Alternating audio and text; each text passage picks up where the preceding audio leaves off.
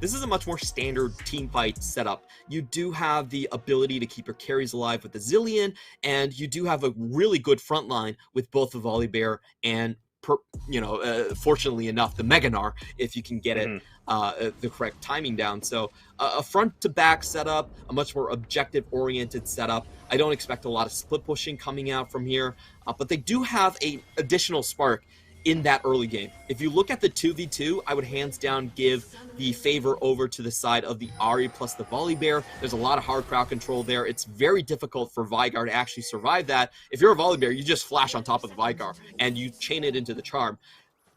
I don't think Nesty can actually survive that. So I actually expect Beyond Gaming to get started with this game with I think 2 kills in the early game against the Veigar is actually somewhat expected given this setup. Yeah, you're always going to have to watch out, so we will keep our eye on Minji and, of course, Husha as well.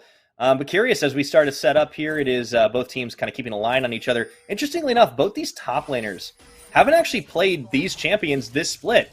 Leaky has not picked up a Gragas yet, and Leon has not picked up a Gnar. I do like it in the context of the compositions, though, especially for Leaky's side. This is a 100%, 100-0 burst composition, so you just want to bring someone back with the explosive cask. You have the primordial burst coming in from Nesty, and Woody can help keep people in place or keep defenders far away. So it's a very tried and true tested composition that we've seen a lot in the LPL, but it does require a certain degree of coordination. And I think this is the gist of this composition. Can you actually pull off those one-shot combos? I'll have to see. Starting off, Woody getting a good opening knock-up onto Kino, allowing for Cascada to do this is a bit of a difficult situation in the laning phase when you are looking at a much more squishy combination, right? I mean, yes, Kino on the Zillion will have a lot of opportunities to keep Wako alive once he gets the ultimate.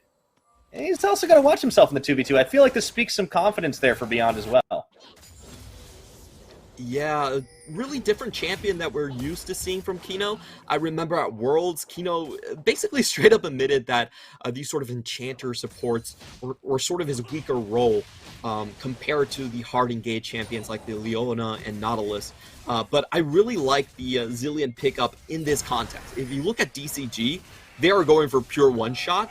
And with the Chrono Shift, he has the opportunity to just keep Wako alive, burn all of the ultimates away from DCG, and if Wako gets to revive it under that situation, he'll most likely just clean up the entire fight. So for DCG, they have to keep that Chrono Shift in mind. It's not...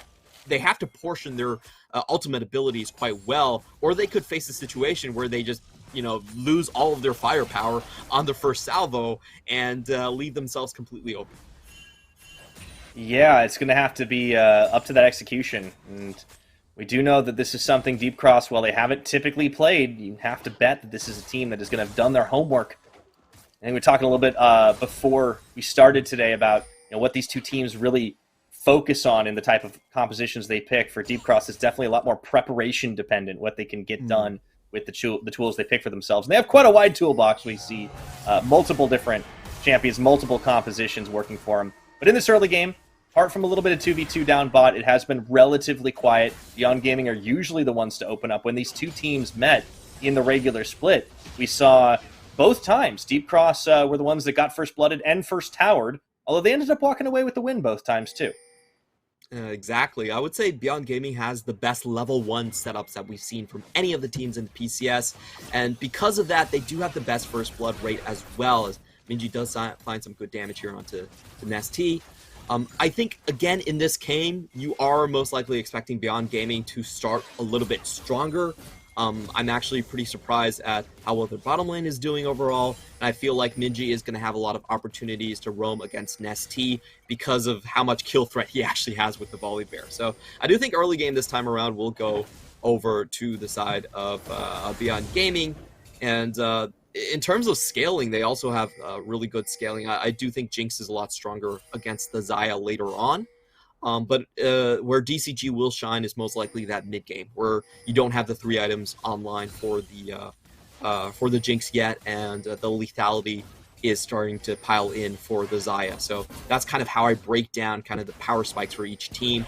Better in the mid game for DCG, but probably stronger starts and finishes for Beyond Gaming.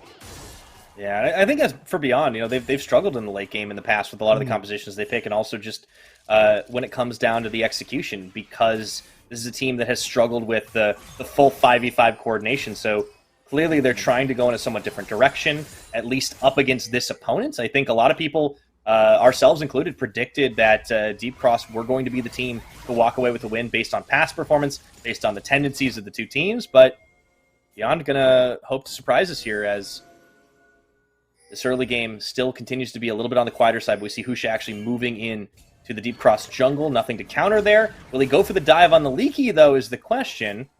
He doesn't have 6 yet, so no chance for a Stormbringer, but that might change soon. Leong hits 6. That's huge for Leong here, as the Mega Gnar will have the ability to clear the wave, and Minji's a level 6 already. Vigar caught underneath the tower. The Leaky is just so damn experienced in this scenario. He backs off knowing where the play is going to develop. Yeah, this opens up Hana to solo onto the Mountain Dragon early on. Really good read by Deep Cross, taking advantage of the fact that they had so many people away from the play. So, yeah, this is really solid for Deep Cross Gaming if they want to get that objective gameplay. They are the team that focuses a little bit more on the Dragons compared to Beyond Gaming, who are a little bit more about early kills, more about early tower pushes. And this should be completely free. They also do have a bit of a winning power spike on the bottom side. Serrated Dirk plus Tier versus the Noon Quiver typically does favor the Xayah here, so they're just going to use that one. And I would say DCG are doing a very good job of just throttling the early aggression that could come out for Beyond Gaming. The mid jungle has not done anything so far. You're not getting the first bloods. Though Liang is starting to build a lead into this top side, as we should kind of expect in this matchup, especially early on. So I do think the next play that's going to happen on the map is Beyond Gaming trying to leverage their stronger solo lanes and just going for that Herald. Absolutely. Now we do have a bit of a 2v2 tussle. Wako taking a lot of damage as the Ignite ticks away and negates a lot of his heal. And, he's limping the flash, then the auto on a last feather. Kriskata with the first blood onto Wako. No Hana needed. That was so incredibly greedy from Wako. He was trying to hold on until the last moment to flash, but he wasn't able to flash the Blade Caller in the end, so he takes that bit of damage, and then the flash auto attacks comes in for Kriskata to finish off the kill, which is going to leave the bottom side completely open for DCG to play around. Yeah, this is really great. Not only does Kriskata pick the kill up, they get ahead on the summoner spells as Wako burns both flash and heal just in exchange for Kriskata's flash. And Woody's Ignite, of course, Kino matching on that one. Let's take a look at the replay one more time. Wako pushes a little far forward. Doesn't get punished just yet, but, man, they really opened up with that move onto Woody. And, the Flame Chomper's just a little too far forward. Yeah, there were so many missed abilities on the side of Beyond Gaming. Both the Time Bombs and the Flame Chompers missing. Wako right here, I think he played this a little bit too greedy. Actually, he did dodge on the Blade Caller, but wasn't able to get away from the Q coming in from Xayah. So does fall down in the end here, and this is what we were expecting from the Xayah versus Jinx matchup. Typically, the Xayah does have a good time here, and as we see, this really disrupts the flow of the game because DCG are now the ones on top of this Herald, despite the solo lanes from Beyond Gaming being a tad stronger. They are going to look to contest this one, but Deep Cross are very close to already securing it. Should get the smite down. There they go. And nothing to fight over. It does mean that not only is the first Dragon picked up by Deep Cross, but the first Herald is as well. ST comes back to cover the lane. Bit of a plate goes down. Woody does tank a Charm, but Minji not really in a position to try and get the full execute off onto anyone just yet. And starting to see that the coordination that Deep Cross are bringing is just a little bit better here. Yeah, I love the fact that DCG went directly into a back and straight to Herald, because that was the comeback play that Beyond Gaming probably had in mind. They didn't overgreed the lane, and Beyond Gaming essentially did the most costly play that you could in that situation. We're going to take a look at the top side right here, as I think the observers are trying to show us that Liang had no chance to go into Mega Gnar. Mini Gnar very weak in this team fight situation. Yeah, that's also just a timing thing, right? I mean, Nara is obviously very situational, a little bit tough to, get where you want when the other team is going to force your hand. Now, Husha does come up to the top here, so we'll see if they try to make a repeat play onto Leaky as he's sitting around for a potential lane gank, but not finding an opening, not going to be able to do much. And Leaky, I mean, his whole job right now is just to be able to trade as evenly as he can. It looks like he is going to be going for that more hybrid build that you talked about, the LPL popularizing. Leaky has had such a phenomenal split. I think, all things considered, he spends a year over in the LPL. He comes in and has like this statistically incredible performance up against a number of strong top laners, and he's a kind of linchpin to the Deep Cross success story. Yeah, I think he's a huge part of why, in my predictions, I do put DCG ahead as well. A bit of a scuffle here. The main reason is Beyond Gaming are very reliant on 1-3-1. As I say that, and so far in the matchups, Leaky has been able to, nullify. But Hana here getting caught out. Oh my goodness, he never saw it coming. Husha and Minji just pull the pincer off on him right there, and I think he might have realized he was a dead man.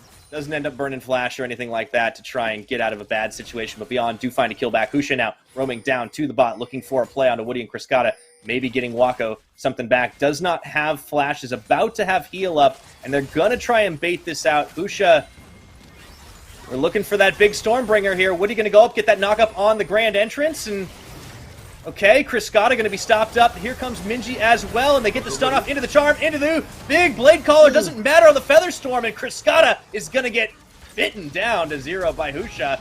Rocket, flash, no! Wako still gets it as Hana tries for the intercept, and Beyond Gaming picking up 2 kills. Very well done. I actually feel like Hana killed him right there because Hana actually enabled the burst damage to go off. So a little bit unfortunate coming in from DCG, but a great play by Beyond Gaming. That was the combo that we were talking about and why I gave the mid-jungle advantage over to Beyond Gaming. It's so hard to outplay just 2 hard crowd controls. And unfortunately for Hana, he didn't check the backrush on the red buff as he approached the mid lane. Was killed right out, and we're going to take another look here. This is very questionable from DCG. I feel like they have to anticipate that the 4v2 is coming because Hana and Ari just got it killed right there. Unfortunately, they didn't, and we'll see how Woody got sniped out here. Wako flies it in, and Hana did kill him. Oh no! Oh, Hana.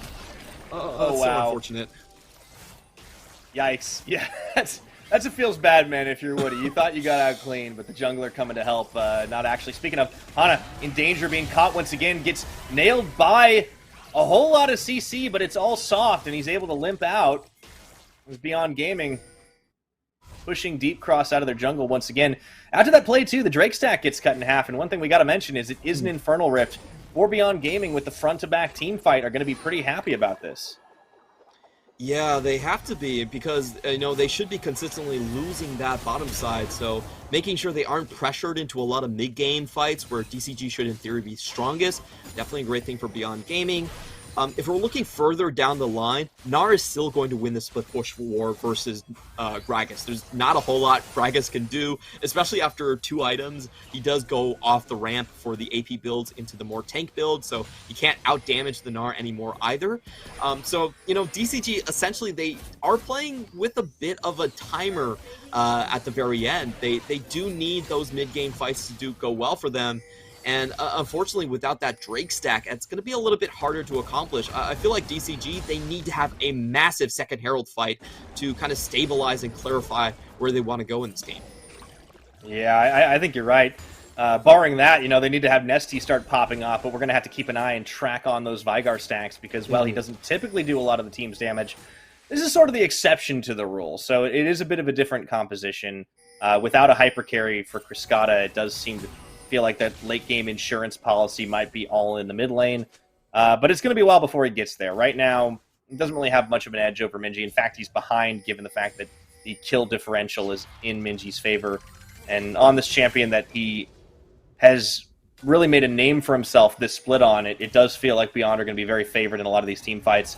Still waiting for a number of mythics to come in for most of these players. You can actually see Wako still a little bit behind the curve here, as he's only sitting on a bit of a bargain bin. Should be able to get it on his next back, and Leon going to be starting to move. We start to see the roams around the map. Hana does run into him, but there is a 3-level differential.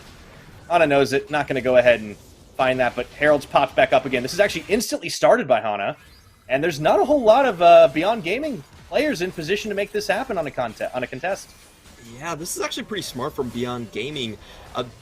The most dangerous situation for them is if they give over too many kills to DCG and allow them to snowball. So they're just going for the straight trade. And, you know, getting resources onto Jinx, getting that first tower, I'd take that any day of the week. That's a great trade, in my opinion. You get that extra first tower gold down. You know, it matters a little bit less for the Xayah because she needs a good early game. And, oh, Kriskata. Speaking of the Xayah, what in the heck was he doing out there solo? Gets gnarred into the wall, but does have a Featherstorm. Has to burn everything to get away from Liang. Oh, man, that's not what you want to see on the side lanes. Now, that was a little bit greedy from the rookie right here because his team did have the Herald. He didn't really need to force that one. There was really no chance that they were going to take the first brick anyway, so I felt like he just got a little bit greedy for that one, and he does hand over 3 big cooldowns. So Beyond Gaming actually have a very good chance at winning the next team fight. They could just flash Husha on top of Kriskata, and I don't think there's an answer here. Yeah, they're going to be feeling pretty good about the next fights they go through on, and of course Gale Force now picked up by Wako as well. Despite getting a little greedy and giving away a kill early on in this game, he's definitely come back to the form that we expect to see out of the Beyond Gaming bot laner. Wako, of course, having big shoes to fill. This split has certainly done very, very adequately for Megabank Beyond Gaming. Even if the team is not necessarily playing around him all that often, I feel like this composition, a little bit different. Herald gets popped in the mid. This should be a tower unless they can muster a defense. Shelly gets a good charge off with the minion wave. That ought to be enough. Question is, does Husha find a counterplay here? And the answer is no. We are going to go straight into the Infernal fight. A couple key things to note here is Liang is in no position to teamfight well. I think this is DCG's best chance to come back into the game. We're talking about the Wombo combo. Ooh, witty misfires though. Playing a little dangerous now. Leaky actually takes a whole lot of poking into Nesty. That's a lot of damage, but to turn things around, Beyond are losing a lot of health. Minji does have the chrono shift on, and Leaky so low, gonna just barely dodge out of harm's way. I can't believe it, but nobody dies just yet as Leon gets a 2-man Nart shove, and now battered and bruised, but not down. Beyond Gaming will start off this first Infernal, but there is still everybody from Deep Cross trying to make the counterplay. Leong tanking a little bit. No Narbar there. They weren't really watching for him. He's going to have to hop away. There's a chance. Hana's going to go in on the smite. Steals away the Infernal Drake. And now the fight is on once again into the Featherstorm. Kriskata back into the pit. Chasing away. That's Husha taken down as Hana falls as well. Jungler for jungler here. Minji missing out on the charm. Then both these teams just kind of facing off, a bit of a stalemate. But it is going to be Deep Cross that walk away with the objective. Great save coming in from Deep Cross right there. The start of the fight was a little bit scuffed. We were talking about the Wombo combo, and unfortunately, I think Woody just showed his cards a little bit too early. He didn't get anything off of that engage. Beyond Gaming instantly flashes in to kind of get extra resources on that situation. You know, Wako even able to use a Flame Tromper off of that one. So the start of the fight, I would say definitive win by Beyond Gaming, you know, forcing away DCG, forcing away all of their engage tools right there. But on the back end, the harass there was just terrific. You got the TP back in from Leaky, not followed up by Liang. You know, honestly, if Liang, I think he should have matched the TP, the back end, the TP right here. But a lot of extra power coming in from Leaky to make sure that they could harass on both sides, put a lot of pressure on Beyond Gaming. And Hana, in the end, does steal the Infernal Drake, a huge part for a Wombo combo team comp is you do want to kill those targets on the first salvo, so that's huge for them.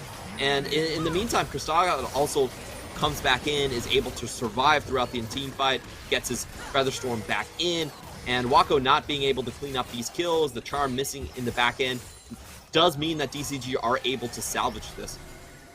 Yeah, I think you can see that some of the decision-making sometimes breaks down a little bit there. It was a little slow to react. The Dragon was started despite the fact that nobody had died, meaning it was going to be up for a 50-50 teleport. Taken a lot earlier by Leaky. And then Minji kind of backs away while the Dragon's being finished. I think that really opened up an opportunity for Hana there. And just a little bit of a couple different minds on the execution. I think Deep Cross were more together on that one, Clement. As a result, they get the Dragon.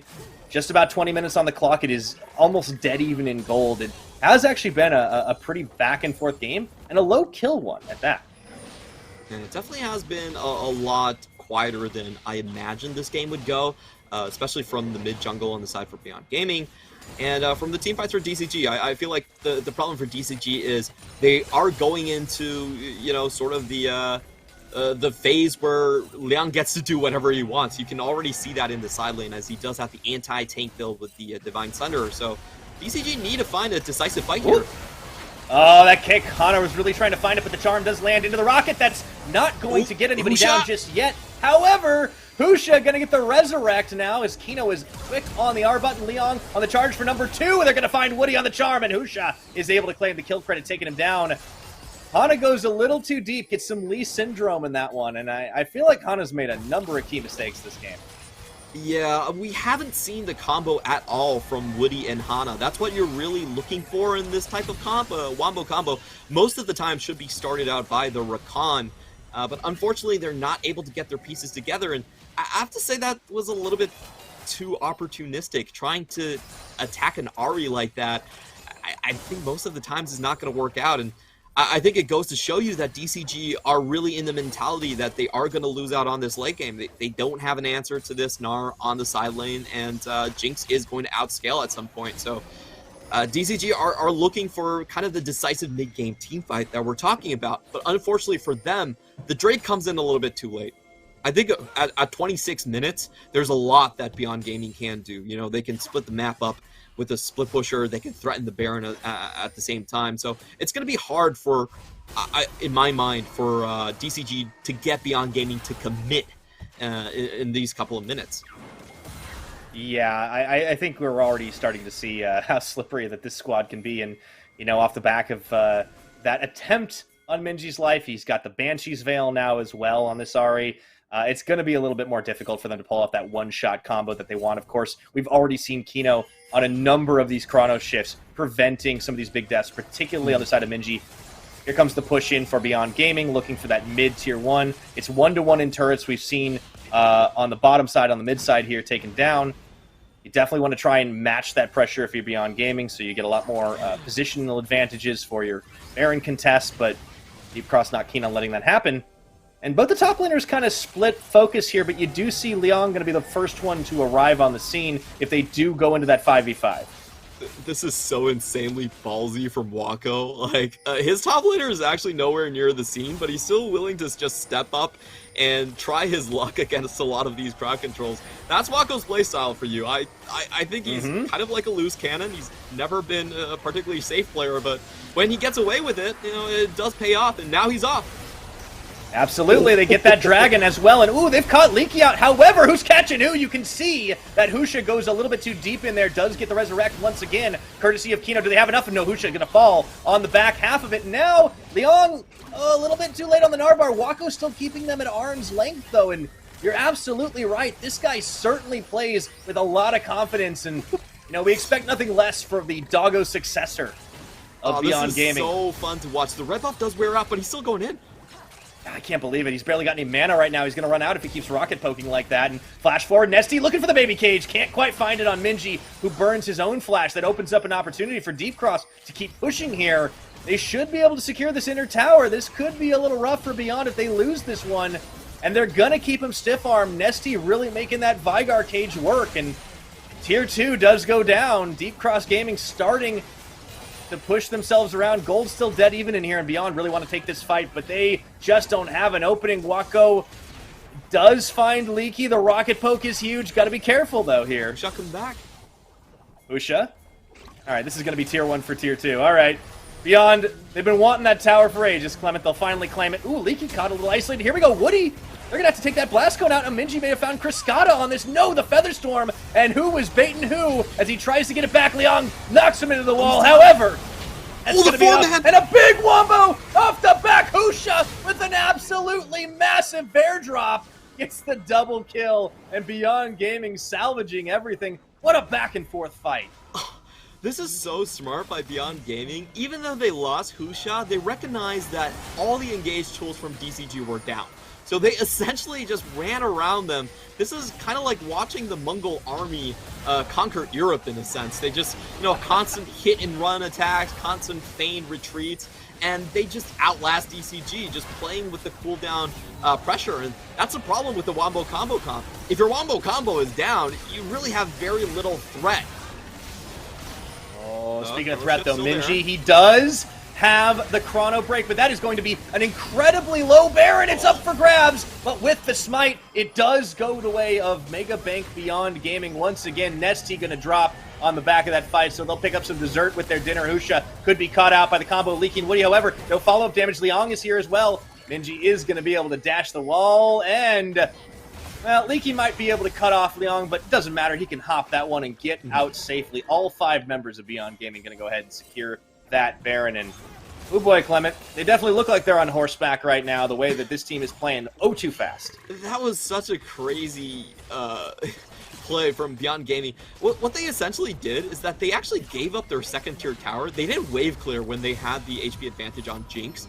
And they lost it because Wako was playing a really good tempo play right there.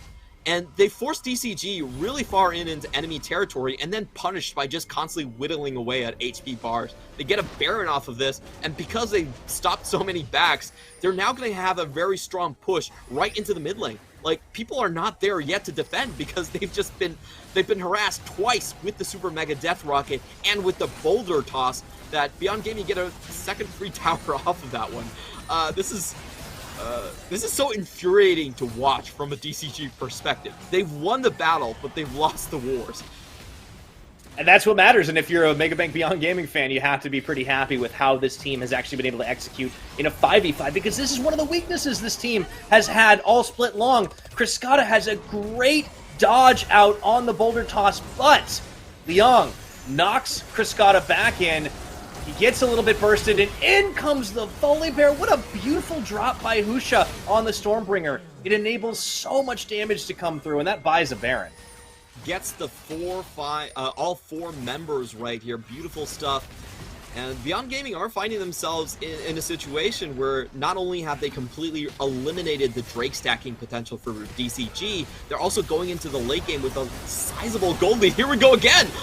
Another Wombo combo. They take the tower down, Hana running for the hills, and he knows he can't live for very long, tries to buy some time, but Liang looking to cut off Woody and Nesty, and they might want to just end the game right here. Leaky and Nesty, the only ones remaining. Liang on the front, still in Meganar, and Beyond Gaming just flipping the kill switch here. Charm does land. They've managed to bait Leaky in just a little bit. Wako flashing some crazy fancy footwork on the flash button here as he looks for Nesty, dodges out the Dark Matter, and they're on Nexus turrets, looking to make a huge statement in game number 1 of the playoffs.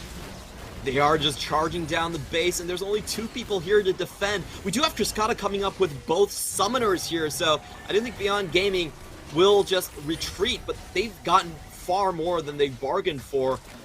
If they can make this retreat in an orderly fashion, they should be able to get this next Drake as well. Husha is low, but there should be no contest here.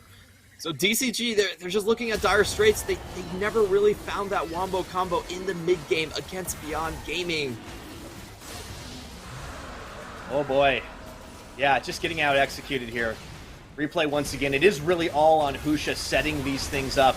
It's just such a massive tanky bear, but they've already got him lined up for him. Really good CC chain, and the front to back is just beautiful to watch.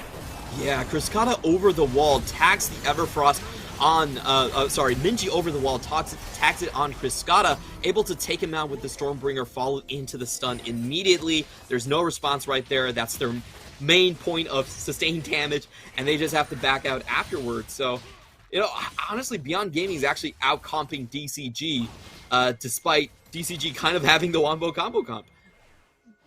Yeah, they've definitely gotten ahead enough, and now with an additional Infernal Dragon as well. I mean, we probably, given the way this game is going, we probably won't see the full soul coming through, but I suppose it's always possible if they let that one go the next 4 minutes. It's certainly favoring Beyond Gaming for what they can do now with a cracked inhibitor down bottom and an open one in mid. Deep Cross have to play incredibly defensive. Woody going a little far forward here, but I don't think you're going to outplay Minji one-on-one. I think he maybe just sees that's there and doesn't really want to get much, give himself over to the mid laner. of Beyond Gaming, who's had a pretty stellar game on this Ari, as to be expected. Gonna try to collapse on him here. Here's Hana and Leaky. Will they be able to pull it off? But who's catching who? All of a sudden, out of the brushes comes a bear. Yeah, DCGR just getting forced completely away here. I do like the attempt, honestly, because you do have Gnar pushing in the bottom side. There is no inhibitor there, so it's going to be a long time until he actually has an objective to take down. And here comes the Wombo. Can they make it work? Okay, into the knockup, but the knock away comes through there as Leaky just misses a little bit of an angle on that barrel. And look what's happening at home base. Burst. It's the Gnar taking the kills. Husha, Kino, they just need to keep them busy right now. It's a bear nexus. They might be able to win the fight, but they can't keep themselves alive. And down on the base, Leong, joined by Minji now on the teleport. Talk about winning the battle, but losing the war as Beyond Gaming open up with a win. DC